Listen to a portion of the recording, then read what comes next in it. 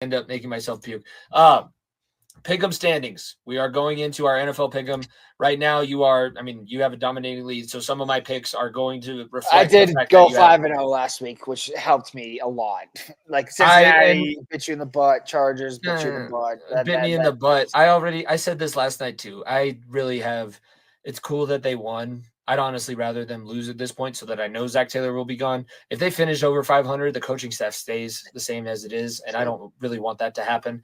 You are 53 and 22, 46 and 29 for myself. We have the Broncos back, so this week when we talk about them for however long we do, it actually matters, and it's actually not only just for the two of us that are Broncos fans, but it's big for the entire NFL. I'm going to be in attendance with Dom. I'm sure you're going to be in attendance with the magnitude of this game, so we're not going to start there. We'll give our picks for the Thursday night game, and then again, like last week, I'll give everybody an update. I went with the Rams. I've seen your picks already. Yeah, I went with the Rams as well. The Rams are very hot, right? They're getting healthy. Puka is pukaing. I don't know if that's an adjective I can use anymore. Pukaing. But Stafford's slinging the ball, running game with Kyler Williams and Blake Corum on last week's game. I was very, very impressed with their defense. Jared Verse may have been one of the best defensive steals in this draft because he has really proven himself in his rookie year that he could be that next wave of good young edge rushers with Bonito and company. So he's really, really taken off, and the Rams have built a new identity 1 year after removing Donald. And San Francisco, frankly, is just mentally weak.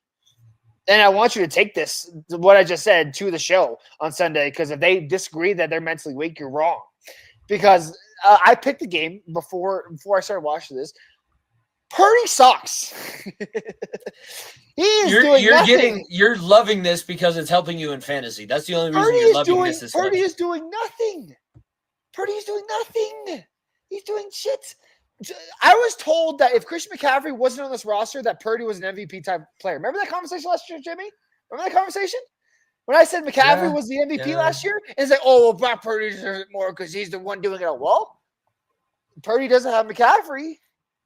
Does he have Ayuk still? Does he have Deebo Samuel still? Does he have Juwan Jennings? Does he have George Kittle? Oh, wait, he does. That would be a negative. Oh, well, yeah. No, he has those people. He has those people. But guess what? Juwan Jennings has 5 points for you.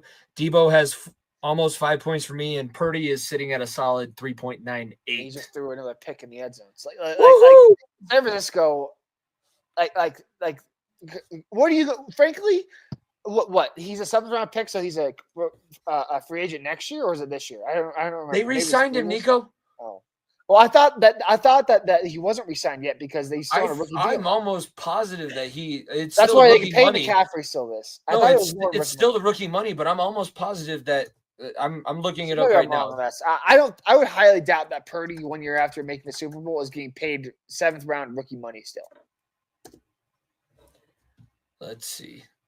Look, this either one way, comes from 11 hours ago. No, I guess I was wrong. It's predicted. He's still on a rookie deal. So that means in 1 year or 2 years, he has to get re-signed. Okay, do you really think that Brock Purdy can lead this team to a Super Bowl? Another Super Bowl? Seriously, this is the best weapons anyone has had in the fucking league. Anyone has in the league. I get it. McCaffrey's not been playing, but you have Ayuk, Deebo Samuel, George Kittle, and Juwan Jennings. You have weapons that would make Bo Nix like a fucking MVP level quarterback. Just keeping it a buck. Just keeping it a buck. That's what's going to piss everybody off. It's not going to be the fact that you tell me I'm wrong. I know. Tell me I'm wrong. The new argument, Niko, is that it's not Jaden Daniels versus Bo Nix. It's Jaden Daniels versus Brock Bowers. Bo Nix he wasn't even mentioned in the Monday night primetime game that he had. That's fine. Hey, you know what? I don't care. I'll be in the playoffs. The Raiders will be drafting a quarterback in the first round. And if they don't keep losing, it's going to be Cam Ward and Shador Sanders will be a Giant. So I don't give a fuck. If Cam Ward is going to Brock Bowers for the next 5 years and they have to redraft a quarterback 5 years, I don't give a fuck. But Bo Nix is my quarterback and I'm in the playoffs. So I don't give a damn.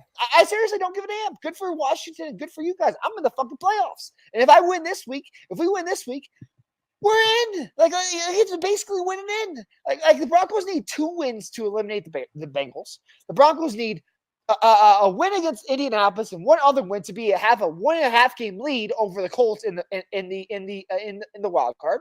This is the biggest game since Peyton Manning stepped out of that locker room. This is the biggest game in Broncos last 8 years. This game sets everything up, and it scares the shit out of me. It scares the living shit out of me, Jimmy. I am fucking terrified. It is. I keep looking at these scenarios of how teams can make the playoffs, and I'm like, oh my god, we're gonna lose. We're not gonna. That's just what I've been built. It's Anthony Richardson at altitude, Niko. That's all you need to think about with this game. I know that you're on. All I'll say is this: I saw the last Colts game in fucking here in Denver Thursday night 2 years ago, and I wanted to fucking gouge my eyes out. Okay, so I'm not really hoping that's not the case this weekend. I don't think it is, because I think the Broncos are way better than that, but. Man, if the Broncos make a statement here, I don't give a fuck if Brock Bowers is the offensive rookie of the year. He does nothing to move a fucking needle. He's doing nothing for the needle mover. Let me remind everyone: did Brock Bowers lift one of the worst teams last year in the Raiders to the playoffs? No. Does Bo Nix, as the 5th quarterback drafted in this draft class, get the Denver Broncos to the playoffs? Looks more likely than yes. So have your offensive rookie of the year. I don't give a fuck.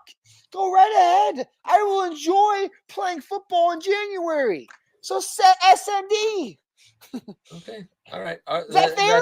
I want playoff football, Jimmy. Is it 8 fair? fucking years. It'll be fair, Niko, if you come on the show this Sunday, because I'm coming on after I go to the Broncos. Jimmy, I want playoff football in my life again. I would like it too. I would like to see a team in the playoffs, because that would be 4 years in a row that I have a team in the playoffs that I'm rooting for.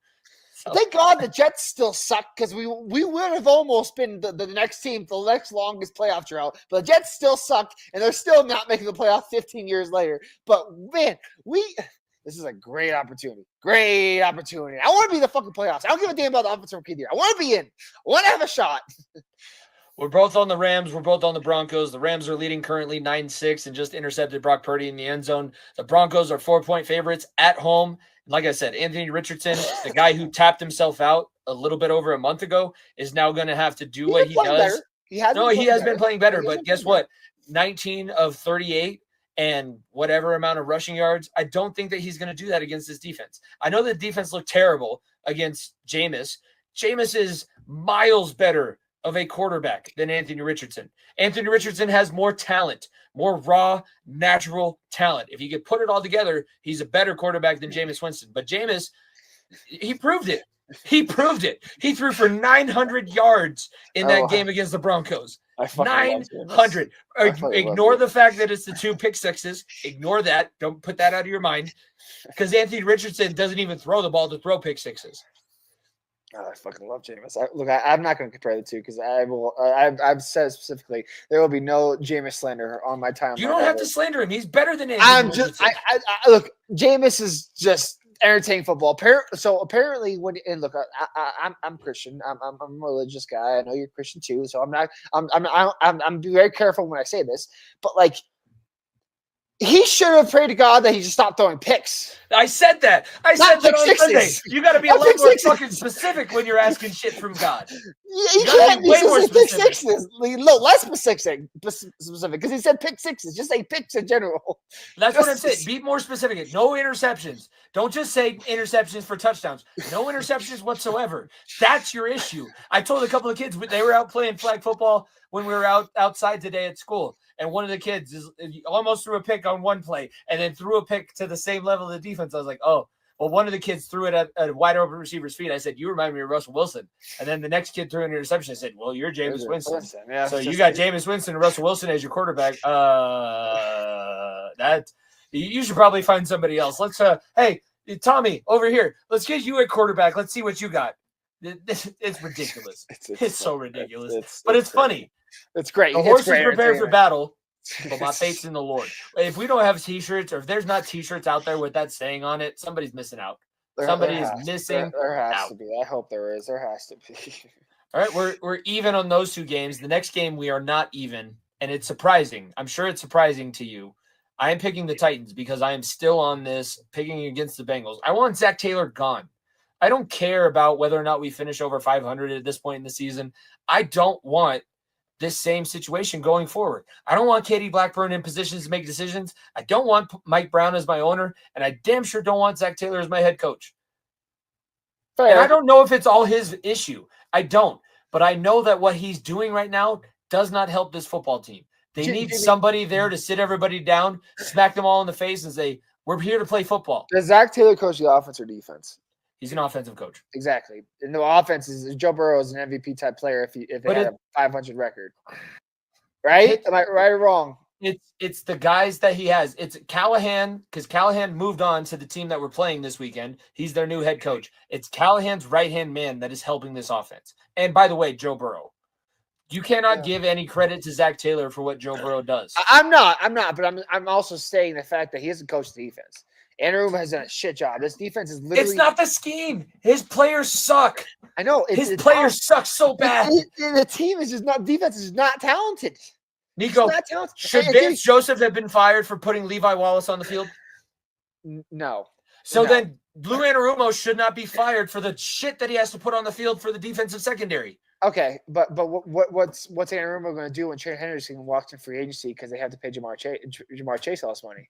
That is because seriously, you said it for the Nuggets. You said it for the Nuggets. That is a GM issue. This is a GM issue. Every single player that we've had at nearly a Pro Bowl or all pro level, we decided, we did the same thing that the Giants did. Hendrickson is going to walk to probably like the Rams or somebody and win a Super Bowl win a Super Bowl somewhere because you didn't pay Jamar Chase the right amount of money. Now you have to pay him more money because of how stupid you were. You're letting T. Higgins on and on and on. Frankly, with how bad the season was going, you should have traded T. Higgins for something a couple of weeks back because he's going to walk. Like the Bengals are still. They have look, when you talk about championship level teams, I cannot stress this enough. You need two things. Really important player wise.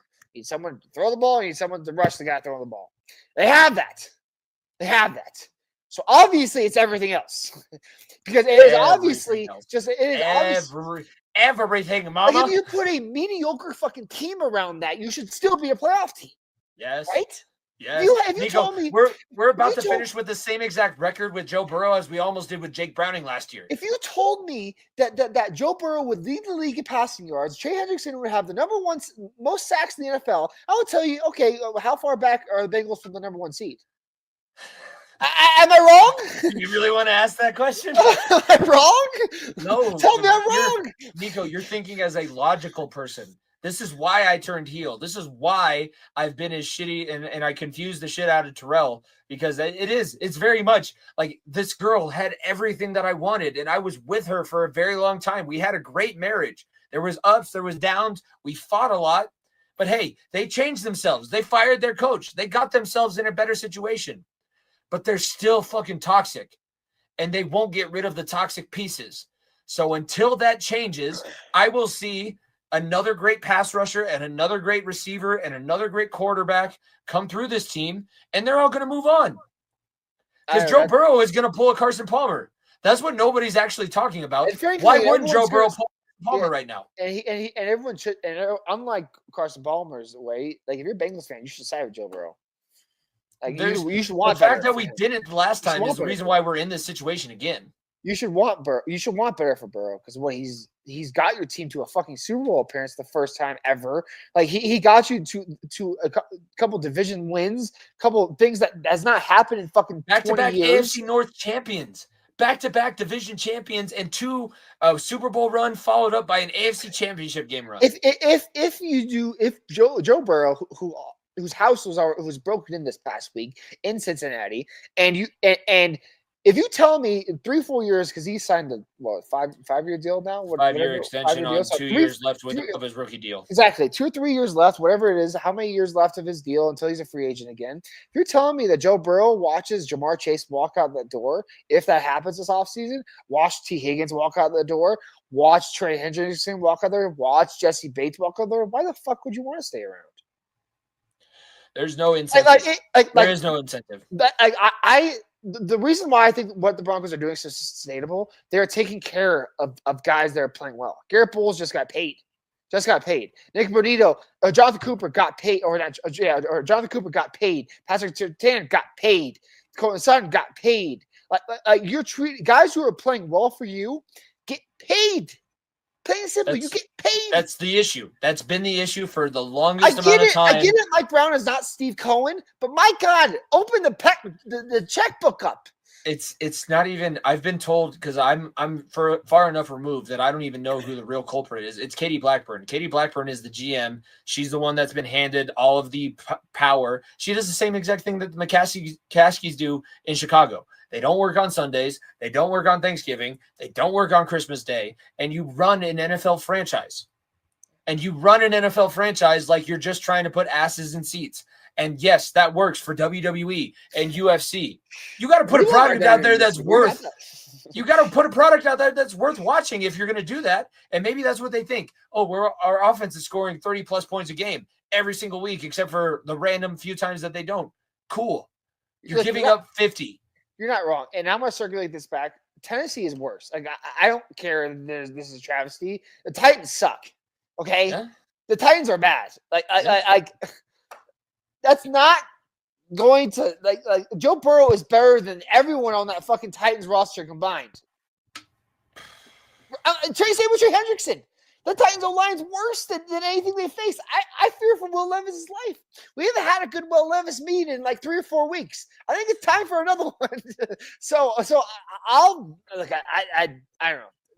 Bengals are not good. They're not Super Bowl contenders, and they should have been. It's 2 years after making it, but they're better than Tennessee. Tennessee is one of the biggest dumpster fires in the NFL too right now. So I'll take the Bengals. My reasoning is I've been fading them for as long as I have, but also that Cowboys team, especially with Cooper Rush, should have been more than winning it on a bum special teams play. That should not have been the reason why we won that game. Yes, I get it. I'm being greedy as a fan because it's hard to win in this league, and you get a couple wins and you get a winning streak going possibly, but that team is still in the same situation. That defense still sucked against Cooper Rush and Homer Simpson and Mo. Like it was so bad. It's still so bad. Like this is going to be a huge bounce back game for the Titans defense. If you have Tony Pollard on your fantasy roster and you're in the losers bracket like Niko and I right now, you have Tony Pollard on your roster. I know, and I have him in. I fucking have him in there because I think he's going to run wild all over this Bengals defense. Hopefully they get 1 touchdown lead. And then it's going to take 1 or 2 mistakes because everybody else is going to be pressing like, oh, my God, how are we going to overcome this touchdown lead because our defense is so bad? And then the Titans walk away at home with a win as 5-point underdogs. That's what I'm seeing out of this game. And it's a Brian Callahan revenge game. Yeah, that probably – I didn't throw that factor in. I just think that the fucking Titans are dog shit. I physically cannot take it. Let's move on because those 3 games right now have been kind of dog shit games of teams that are just fighting for barely wild card spots. No offense to our Broncos, but hey, this is the football. Game of the season. Wow. This is the game of the season so far. This is football. This is football heaven. This is put the sock on the door when you're watching this game. Don't come in here. This is what I say about knocking. This is always the Detroit Lions going for it on 4th down in their own fucking 20-yard line when they could have kicked a field goal up to go up by 2 possessions. This is Josh Allen catching and throwing the ball to himself. Oh my God, give me football heaven! And the only thing that would make this better is if Aiden Hutchinson was chasing Josh Allen. No, this game in the snow. In Detroit in the snow. In Detroit in the snow. It can't happen. What are you talking about? I know, but like take the dome off. Just take the dome off. Take the dome off and give me Buffalo versus ironic thing, Niko, do you remember that the Bills have used the Detroit stadium for the games that they couldn't play? I know. I know. I'm well aware of that. Like that's the craziest part about this whole thing. These 2 teams love each other, kind of. I don't know. I think this is God, if this is the Super Bowl matchup, oh fuck me! I could talk about. I can go on and on about this. Easy. You know I love the color blue, baby, and man, that shit's gonna look nice out there. Either way, I look. This is such a fun football game. Detroit at home. The ball's on on Dan Campbell, Jahmyr Gibbs, Buffalo Soldier. Jahmyr Gibbs and David Montgomery may be one of the best 1-2 punches in NFL history. I think I can confidently say that. Like 1-2 punches, as in say he's like number one running back, number two running back. You talk about the Terrell Davis of the world. You talk about the Barry Sanders of the world, Derrick Henry's of the world. They didn't have number two punches. This is as even of a 1-2 punch we've ever seen in the NFL. Like I date it back to Jamal Lewis and McGahee, like with Baltimore. Like I date it back to the bus and Mendenhall. Yeah, this is as great of a 1-2 tandem we have ever seen in Detroit. And for Buffalo, I find it hard to believe that Josh Allen is not the MVP right now. I've made a case for Saquon Barkley. I've made a case for Joe Burrow. Josh Allen is doing all that, and he is like that 6 touchdown performance where he threw the ball through 3 touchdowns, ran the ball in for another 3 touchdowns. So I was just like, this man has it all. I know he lost. I know he did. This man has it all. This man has it all. I'm Joe Burrow. I'm Danny Haley Steinfeld. I can throw for 3 touchdowns, but I'll also run in 3 touchdowns. Fuck you. I'll go Detroit. I'll go hard-nosed football.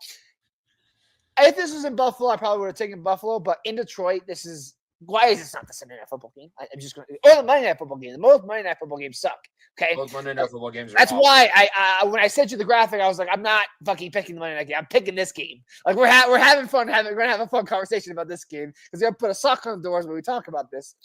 But, like, Detroit football is so much fun to watch. And I love what Barry Smith has done to really, really help this defense, too, in the absence of Aiden Hutchinson.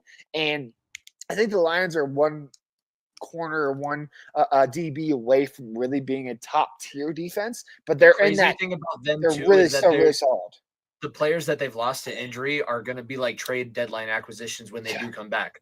Except for Hutchinson. Hutchinson is gone. He's not coming back. But there's a couple other guys like Anzalone who fractured his arm. He's going to be back around playoff time. He's not coming back for this weekend. I'm going Bills in this one because this is part of my strategy. I'm trying to get 2 games back on you at a time. I can get 2 games back. I can make this a little bit interesting. I know. That's what I'm saying. I need I'm not good at math, but I'm getting these.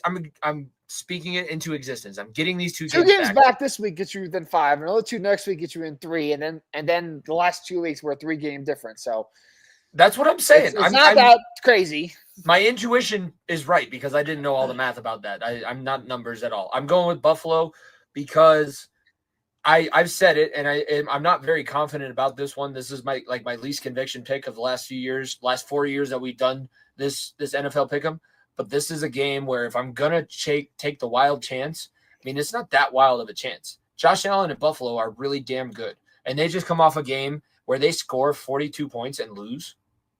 42 points and lose. What other team knows about that more than my team?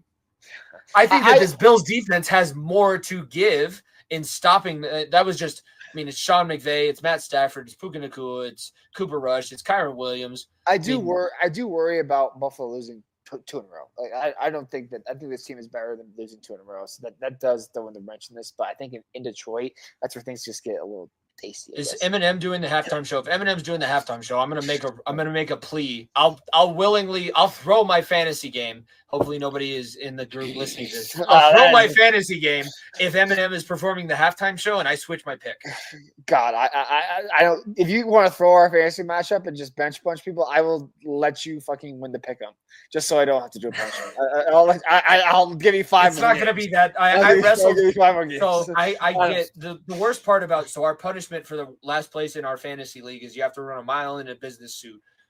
It's not going to be like running in slacks. My slacks right now are like 3 sizes too big. So it's basically like wearing sweatpants. So it's not that, it's the feet that I'm worried about. Because I just wrestled 2.5 hours in sizes 10.5 shoes because I forgot my shoes at home today. And that hurt.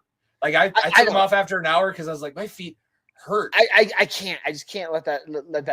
I literally, like I said, 3 more wins and everybody in the losers bracket. And then, my God, if I get stuck with doing it, I'm gonna be so pissed. So that's why I'm willing to give it up. But let's close this out. By the way, we both already want to know this week. Rams did beat the 49ers. 49ers still Charmin Ultra Soft. Charmin Ultra Soft, ladies and gentlemen. Still San Francisco flat 49ers. So let's get to this. Ohio State, that might be the softest team of the week.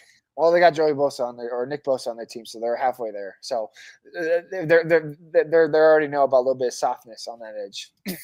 Yeah, no softness on the edge. Monday Night Football, or not Monday Night Football, the last game that we're talking about, the Green Bay Packers versus the Seattle Seahawks. Green Bay is 3-point favorite on the road. Seattle just took a big lead in their division. The Rams are right on their heels. So this is a very important game for playoff implications because also the Packers are chasing not only the Lions, but also the Vikings in their division. It's wild that the Packers have 3 losses on the season, and they're right now third in their own division. That is hard to believe. The NFC North is the best division in football. And the Packers, except the Bears. Well, I mean, yeah. And you can't get 4 out of 4 really good teams. You got to get 3 out of 4 teams with double-digit wins at this point in the season. That's huge. Yeah. That's you can't. You really. I mean, Packers, Lions, and the Vikings have been playing such damn good football. It's not hard to believe at all. I'll dive into this game. Green Bay is a more complete football team. What they're doing, Josh Jacobs, right now, the past 3-4 weeks, Josh Jacobs is playing unreal football. He is running the ball so damn hard, and it was such an interesting conversation in the offseason where the Packers let Aaron Jones walk, and Josh Jacobs, who was coming off the injury from Vegas the year before, comes in, and people aren't really sure what Jacobs is going to do with this offense. Is Jordan Love going to be the air it out type of game? Are they going to run the football? This team has a true identity of just punch you in the mouth run a game. And they all love Aaron Jones, or not Aaron Jones. Yeah. They all love Josh Jacobs. Josh Jacobs, like Josh Jacobs is getting in the end zone 3 times a week, and everyone's like, "Fuck yeah, let's keep giving him the ball." He's their receivers are even doing that. He's the guy. He's the guy that actually sets the tone. It's not Jordan Love. Jordan Love is taking a back seat, and he's like, I go back to the interview that Josh Jacobs gave after the game. I think it might have been the Thanksgiving game. He's like, "There's a reason I don't let you guys mic me up. I want to hear what he says on the field. I really want like 1 week where the NFL just goes totally, maybe the Netflix week, because I've seen some wild shit on Netflix. I would love Josh Jacobs mic'd up for 1 game. He has been so damn good. He's been so damn good for this team. And look, I have been very impressed with Seattle. Seattle continues to surprise me every single year. I'm like, they should start taking a step back with Geno Smith. Oh, the Tigers taking a step back because they're getting older. The defense keeps reinventing itself. Like the Broncos saw them week 1. I remember seeing like the Seahawks defense is the top 5 defense. Like they play hard, they run the ball well with Kenneth Walker and company. They still have 3 really, really, really good receivers. Like Lockett, DK Metcalf, and Jackson Smith and Jigba are a dream trio of receivers, or an absolute dream. And Geno Smith just makes the easiest play, a smart play, doesn't make mistakes, and he has done a great job in Seattle. I cannot emphasize this enough. He's done a great job. But unfortunately, I still think Green Bay is just better. I just have the feeling that Green Bay's defense is still strong, and I think that the one weakness of the Seattle defense is their running defense, and I don't think that they're going to have Jordan Love air it out as much as they probably are going to want him to do unless they get a lead. So I'll take Green Bay here. I don't know. I like the Packers. I think they're doing really, really good things over there in the North. I do like what Seattle's doing as well, but I just think the Packers are more of a contender right now than Seattle. This is a step up in secondary that Geno Smith is facing. He's been playing a few division games, but he's been really solid down the clutch moments. He's not necessarily been as good in just the regular football aspects. Like he's not a quarterback that you really want leading your team in regular, building the lead. He's great right now when he's coming back, and that might bode well for this situation. But the Packers have the interception leader in the NFL. I can't think of his name off the top of my head. Jair? Is it Jair? No, it's not Jair. It's a guy they picked up from the Giants. It's a safety. It's McKinney. Yes, Xavier McKinney has the league lead for interceptions right now, and I just don't see a world where Geno Smith doesn't throw at least 2, possibly even 3, maybe even 4 interceptions this weekend, and the Packers walk away. I mean, there's a reason why they're favorited on the road. They're such a damn good football team. Yeah, I'm actually really excited to watch this game because it's a tough place to play, and it's a good football team, and Matt LaFleur has been fired up and feisty on the sidelines. He's a feisty mouse. He's a little guy. He's a feisty mouse. It's a damn fun football game. I'll tell you that. It's a damn fun football game. There's a reason why this is one of the games that we picked. So we are all the same on the Rams. They won. The Broncos, we're both on the Broncos.